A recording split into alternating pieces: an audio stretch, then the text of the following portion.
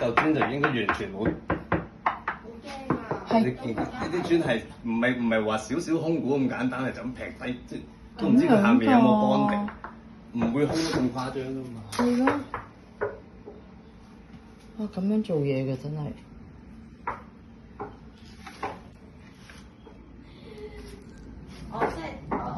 咦！我懷疑你個廁所係咪木板間出嚟？有木板啊佢？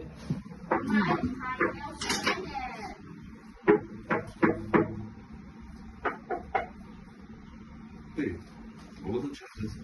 點會冇？咁每一件你嚟敲下。我聽佢根本上唔係空鼓咁簡單，你敲落去唔係即係有空心咁簡單係，你成塊嘢後面都係空嘅根本就。咁我諗。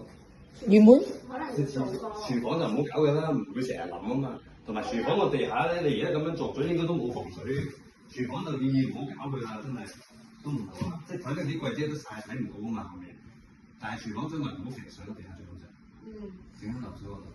正常唔會肥地下嘅，洗地都係洗廁所嘅啫。係啦，但個廁所就搞硬㗎啦，我覺得係。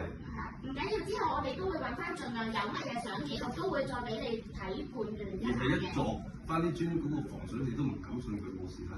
我知，但係而家係當然啦，其實咧要執就一定。